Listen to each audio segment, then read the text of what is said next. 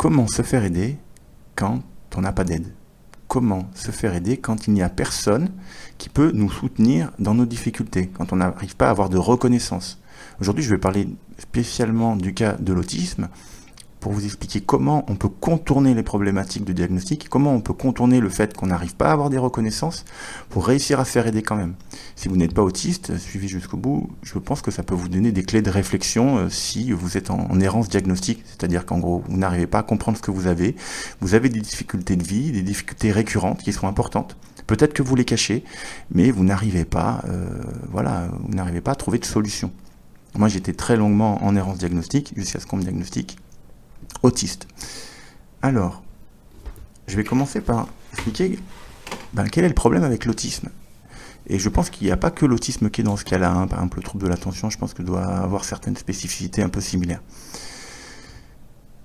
Alors déjà, il y a un retard énorme. Quand je dis il y a un retard énorme, c'est vraiment énorme en France. Alors le retard, il est partout. C'est-à-dire que, par rapport à ce qu'on a découvert, on a découvert énormément de choses sur l'autisme, et les professionnels eux-mêmes ne sont pas, pour beaucoup, j'ai tellement vu de cas qui sont aberrants, que voilà, je ne sais pas comment vous dire qu'il y a un retard énorme, y compris chez les experts, qui ne savent pas diagnostiquer des autistes. Alors c'est très problématique, parce que normalement, les experts, c'est les seuls qui peuvent vous aider. Voilà, vous pouvez pas être sûr. Il y a des experts qui sont très bons, mais des experts, en fait, ils sont pas à la pointe. Ils connaissent pas les dernières recherches, et donc, du coup, ils disent n'importe quoi. Et on va voir aussi qu'il y a d'autres choses qui rentrent en ligne de compte. Il faut savoir moi j'ai fait des calculs, puis j'avais déjà entendu parler du nombre de 14% des autistes qui sont diagnostiqués. Moi, en faisant des calculs, on peut même aller à 11%, si on se base sur les nombres officiels, du nombre de la proportion d'autistes dans la population. Donc voilà, le retard il est plus que flagrant. Et alors là, je vous dis chez les experts qu'il y a du retard, mais alors imaginez les problématiques de pré-diagnostic, c'est-à-dire pour vous mettre sur la piste. Les docteurs, ils connaissent rien du tout, les psychiatres, ils y connaissent rien du tout, la grande majorité, ils savent pas du tout, ils peuvent pas vous dépister. Et c'est sans aucun jugement envers personne. Collectivement, si on regarde à l'échelle de la France, il y a un retard énorme. Il y a un manque flagrant de moyens. Là aujourd'hui, pour avoir accès à un CRA, alors pour que vous sachiez les démarches, pour avoir un accès gratuit et une aide gratuite, il y a les CRA et il y a les centres experts. J'ai découvert ça, j'ai fini par comprendre ça, que moi en fait j'ai été diagnostiqué dans un centre expert et pas un CRA. Donc il y a les CRA, CRA, Centre Ressources Autisme et Centre Expert. C'est 2 ans au moins, minimum, 2 ans d'attente pour avoir un rendez-vous. Alors, il y a les libéraux qui sont parfois plus courts, mais c'est payant et c'est plus cher. Donc il y a un manque de moyens flagrant. Et en gros, il y a beaucoup trop de demandes par rapport à ce qu'il y a de possibilités d'accueil et de soins apportés aux gens. Il faut rajouter à ça qu'il y a une peur infondée du surdiagnostic. Alors, je ne sais pas d'où ça sort, cette peur du surdiagnostic. Je pense que c'est ce qu'on appelle un biais cognitif, c'est la peur du changement, je pense. Les humains, on est fait comme ça, notre cerveau est fait comme ça, il y a beaucoup d'études qui le montrent, qu'on a peur de tout ce qui change brusquement. Et effectivement, on observe qu'on parle beaucoup plus d'autisme aujourd'hui, et du coup on a l'impression que c'est l'explosion. Alors en fait, il y a, je crois, 1,5% d'autistes dans la population. 1,5% d'autistes dans la population. Si vous prenez le trouble de la personnalité narcissique, c'est 6%. Ça fait trembler personne de dire qu'il y a 6% de la population qui a un trouble. C'est un trouble, je parle pas, je suis narcissique, j'aime bien me regarder dans le miroir. Je parle d'un trouble de la personnalité qui est problématique au quotidien, qui pose de nombreuses difficultés de vie, avec une difficulté d'empathie et tout ça. Bon, c'est 6% de la population. On va pas me dire que, avec 1,5%, c'est l'explosion, tout le monde est autiste, il y a des autistes partout. Non. Et après, on dira, oui, mais on surdiagnostique, tout ça. On surdiagnostique, il y a 14%, j'ai entendu récemment, 14% d'autistes diagnostiqués. Ou le surdiagnostic, il n'y a pas de... Le jour où il y aura où on dira qu'il y a beaucoup plus de diagnostiqués que ce qu'il y a de diagnostics, bah là, effectivement, là, on dira qu'il y a un problème. Mais non, en fait, c'est beaucoup plus de la résistance au changement. Alors, qu'est-ce que j'ai noté d'autre? Voilà, alors, ce qui va être un changement clé, voilà, qu'est-ce qui explique cette augmentation aussi? C'est qu'aujourd'hui, on détecte beaucoup mieux. Malgré tout, c'est ça qui est paradoxal, c'est malgré le fait qu'on détecte très mal, on détecte encore beaucoup mieux qu'avant.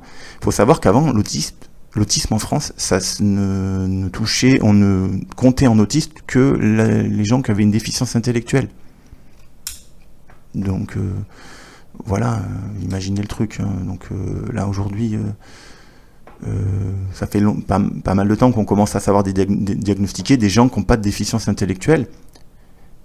Mais il y a encore beaucoup de chemin pour diagnostiquer toutes les personnes qui sont ce qu'on pourrait appeler les autistes invisibles, qui sont sûrement la majorité. Hein. Pour qu'il y ait 5 sur 6 qui ne soient pas diagnostiqués, c'est que les invisibles, c'est la majorité. Et je vais le répéter peut-être plusieurs fois, ils ne sont pas moins en difficulté que les autres. Pas du tout. J'ai plein d'éléments en faveur de ça. Bon bref, le DSM-5, donc c'est un manuel qui explique les troubles. Et ben les critères ont changé, quoi. Aujourd'hui, on parle de spectre. Par exemple, Asperger n'existe plus. N'est plus reconnu officiellement comme un terme officiel. On peut l'utiliser, mais c'est plus un terme officiel. Donc tout ça fait que, bah, bien entendu, il y a plus d'autistes diagnostiqués, et puis les autistes, du coup, qui sont là, en parlent plus, essayent de faire entendre leur voix. Ben, pourquoi on en parle beaucoup? Parce qu'il y a un vrai problème. Un vrai problème. Donc on en parle. Après, s'il y a des augmentations dues à l'environnement, tout ça, en fait, c'est pas le plus important. Ça ne devrait même pas rentrer en ligne de compte dans le débat. Enfin, je veux dire, encore une fois, il y a des autistes, il y a des gens qui ont besoin d'être accompagnés, d'être aidés. Voilà, ça c'est le plus important. Et on est en sous-diagnostic, on n'est pas en sur-diagnostic. Bref, je continue. Il va durer 40 minutes mon truc si je continue comme ça. Un autre problème, voilà, qui va rentrer en ligne de compte de tous ces problèmes, c'est l'expert C. Hein, ça, on peut le voir partout. Un expert, c'est, je sais pas, on doit leur apprendre dans les écoles, probablement, mais en fait, les experts ne nuancent rarement ce qu'ils disent. Et notamment, on voit ça parce que, par exemple, les experts, un expert a tendance à pas vouloir contredire un autre expert, par exemple. Vous voyez, y a un peu comme si c'était son honneur qui était mis en jeu et qu'un expert, il devait trancher et il devait être sûr de lui. Et ça pose plein de difficultés. Ça pose plein de difficultés et notamment, ça amène à des invalidations à la légère. Et ça, pareil, j'en ai beaucoup entendu parler. Des invalidations à la légère. Alors déjà, entre les experts qui connaissent pas le sujet, parce qu'ils sont sur des vieilles classifications, et ceux qui invalident en claquant des doigts, en faisant passer des tests qui sont trop simplistes, comme j'ai entendu parler, on vous fait passer des tests faits pour des enfants de 6 mois à 16 ans, hein, LAMS, je crois, AMS-E, S comme Sophie. Donc avec des trucs comme ça, non, bien entendu, on vous fait passer des tests comme ça, mais bien entendu, vous pouvez pas les passer si vous êtes autiste invisible. Vous avez appris à utiliser votre regard, à regarder les gens, vous avez appris à pointer du doigt, non mais ils mettent ça dans les tests. Et moi j'ai eu mon diagnostic, j'ai la totale, enfin moi j'ai tous les critères. Je sais pointer du doigt, hein, je vous le dis, hein. Je sais regarder dans les yeux, je pense que je sais à peu près tout faire. Ce que la population générale sait faire. Hein. J'ai des manques, il y a des choses, mais c'est plus subtil que ça. Parce qu'après, on pourrait me dire, oui, mais du coup, ça veut dire que t'as pas de handicap, t'as pas de difficulté. Si, j'ai plein de difficultés. Mais je suis capable de passer inaperçu. Voilà. Bref, je vais continuer.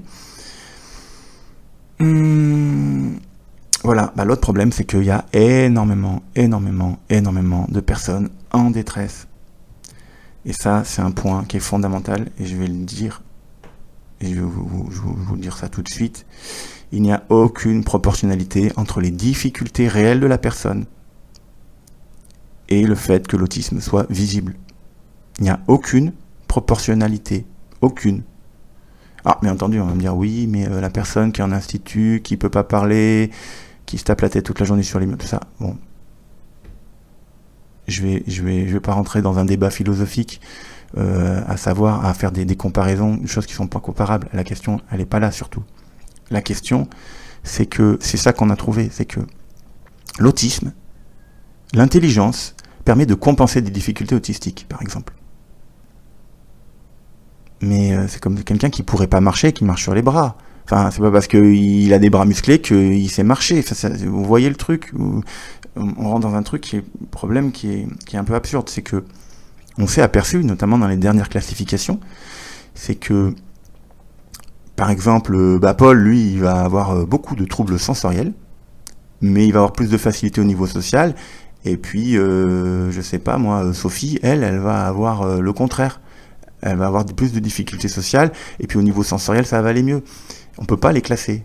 On peut pas facilement classer. Alors, on a mis des niveaux 1, 2 et 3 pour étalonner de manière générale, on va dire. En général, le tableau donne un tableau 1 ou 2 ou 3 étant les plus grosses difficultés.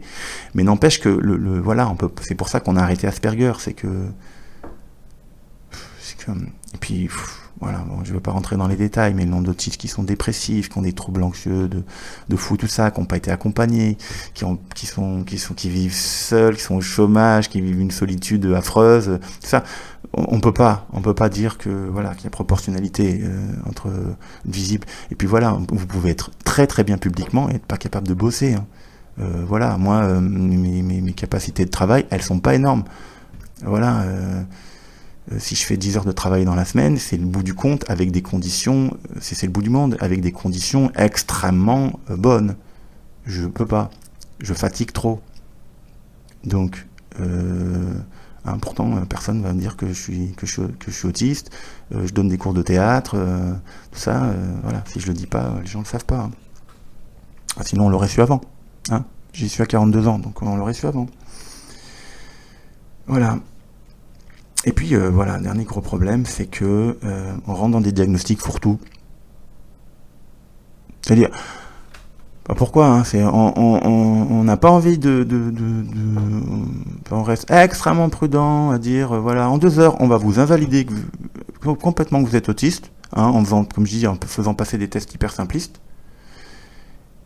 Mais à côté de ça, on va voilà. Hyper facilement, vous fourrez des diagnostics qui sont complètement brinque-ballants, qui correspondent pas à ce que vous vivez.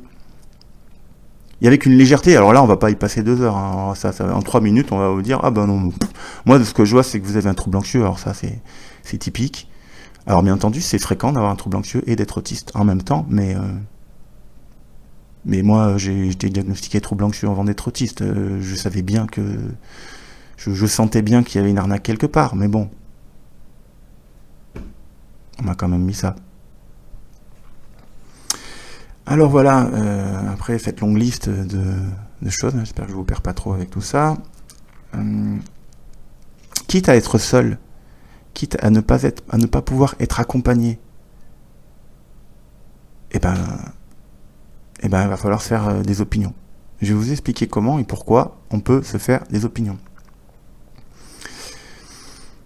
Je vais vous parler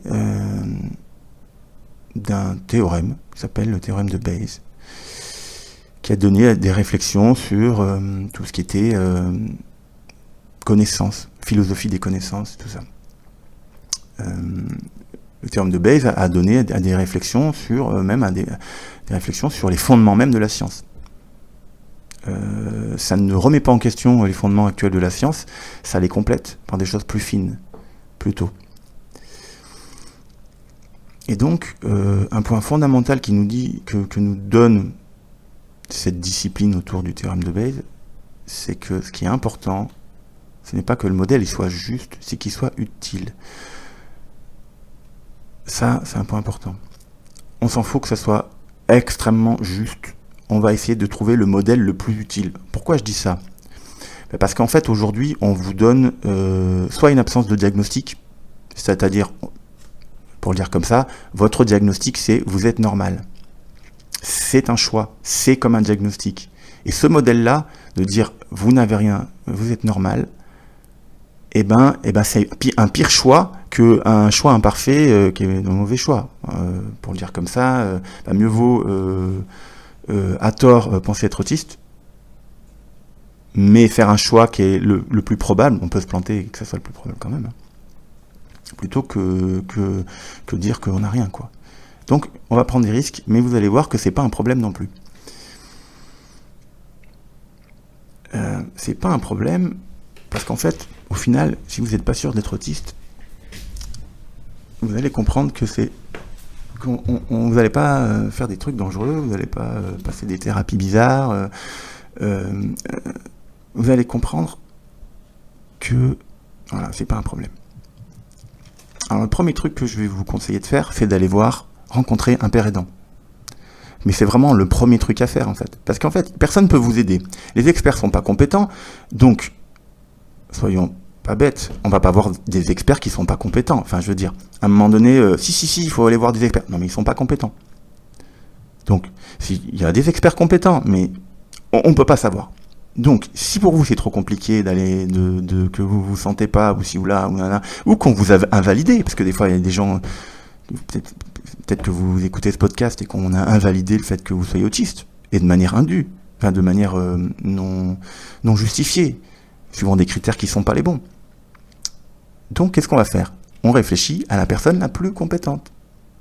Et la personne probablement la plus compétente, c'est une personne qui est elle-même autiste invisible et qui est père aidante. C'est pas mal, une père aidante. Une personne père aidante, c'est une personne qui est autiste, qui a quand même pas mal accumulé de connaissances sur le sujet, et qui souvent s'y connaît mieux que les experts, parce que notamment, ils en ont rencontré des tonnes et des tonnes d'autistes, ils ont développé pas mal d'intuitions, et ils peuvent déjà vous aiguiller. Alors, peut-être qu'ils voudront pas vous donner de diagnostic, mais on s'en fout.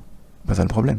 C'est déjà qui vous aide à vous prédiagnostiquer, et puis qui vous donne des clés.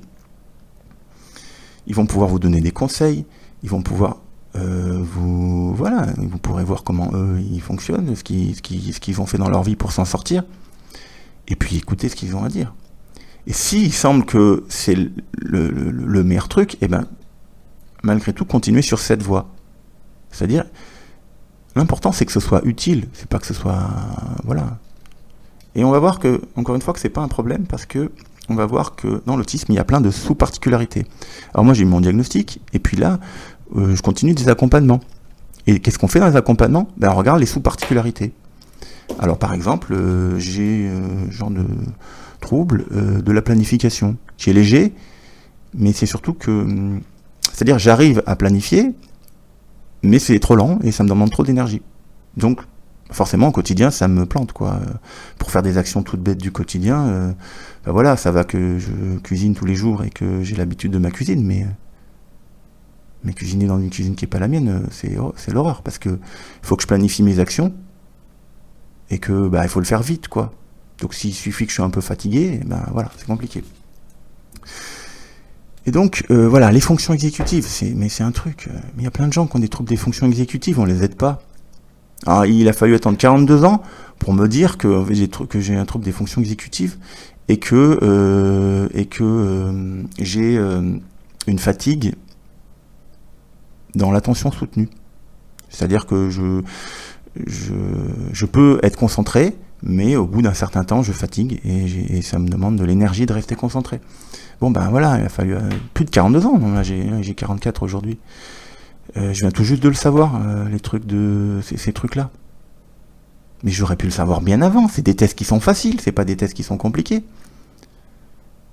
Donc en fait, ça, vous pouvez le savoir. Vous n'avez pas besoin de savoir que vous êtes autiste pour savoir que peut-être... Donc ça, c'est un neuropsychologue, par exemple, qui peut vous faire passer des tests et savoir si vous avez certaines difficultés.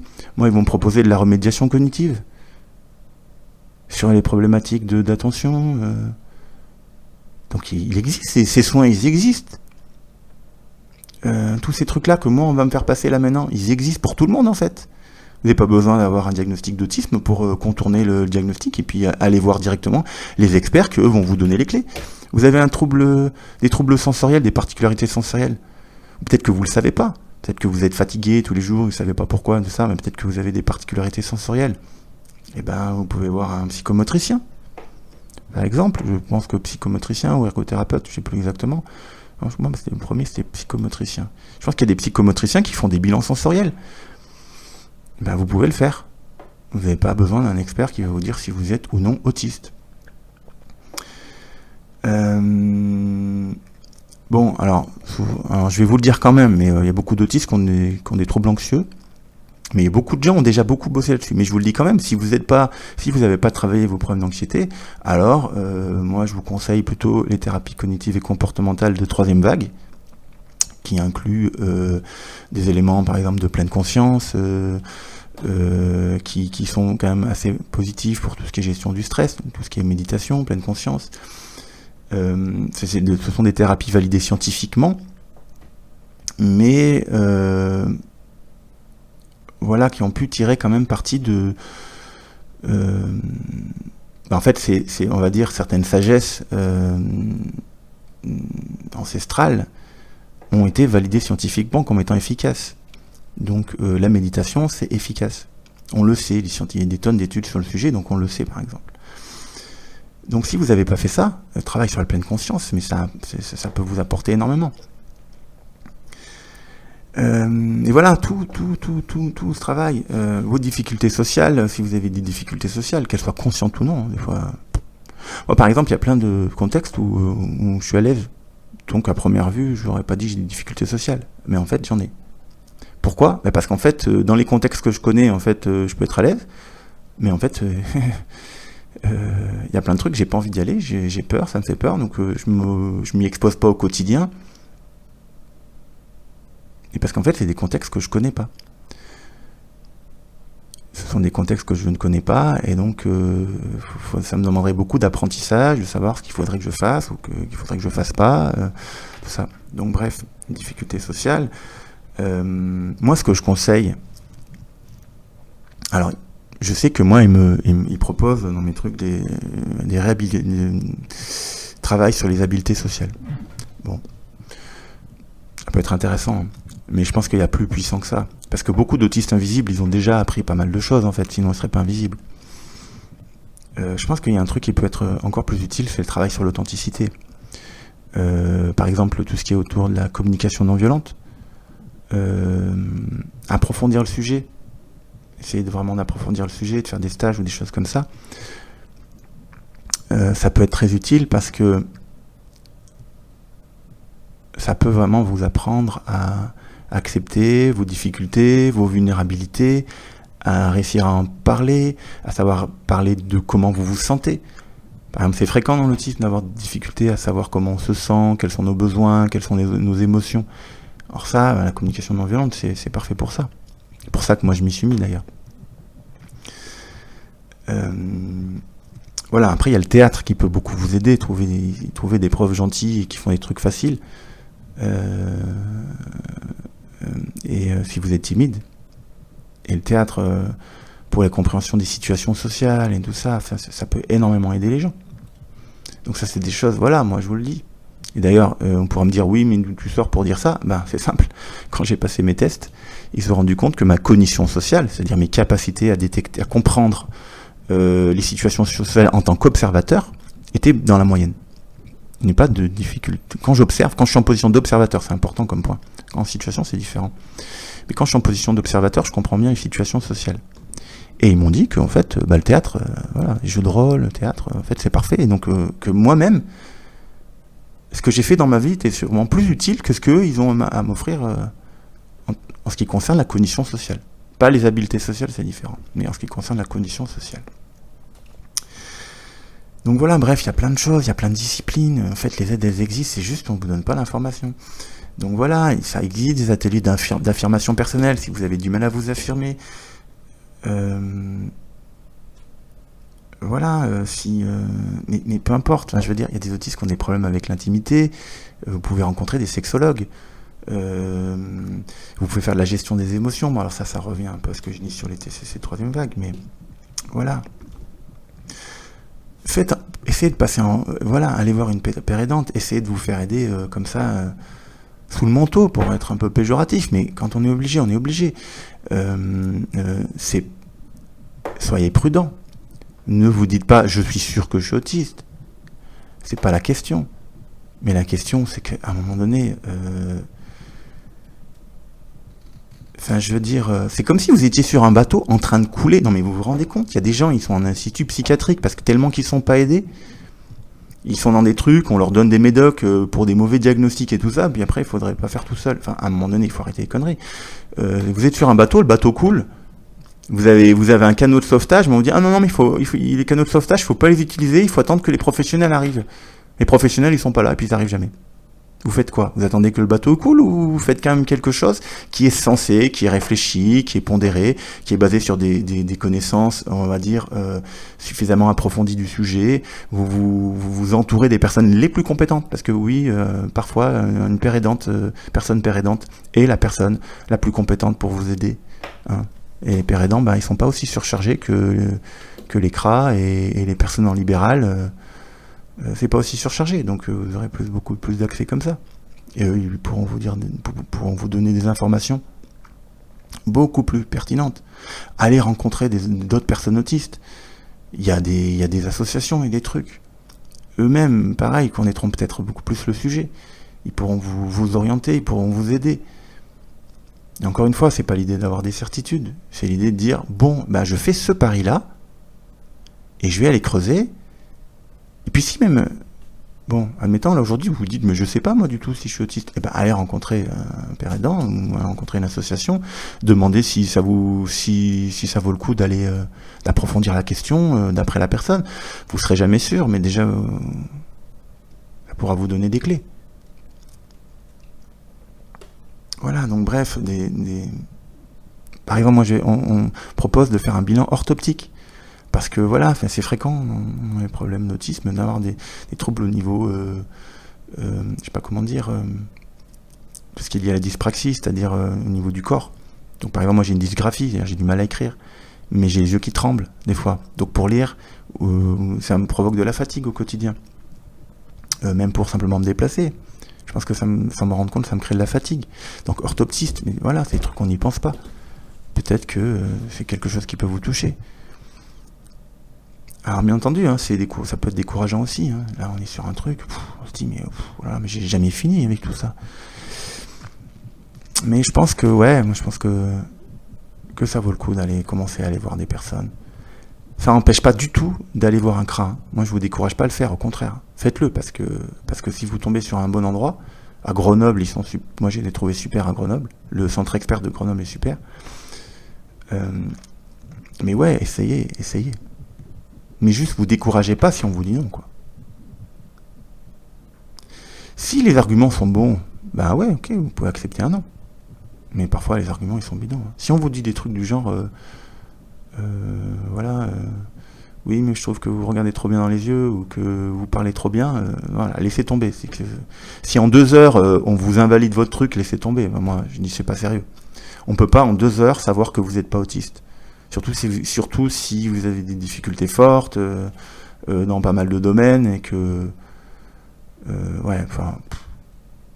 pour moi dès que la question se pose un peu, allez d'abord voir un père aidant et ensuite allez voir un expert.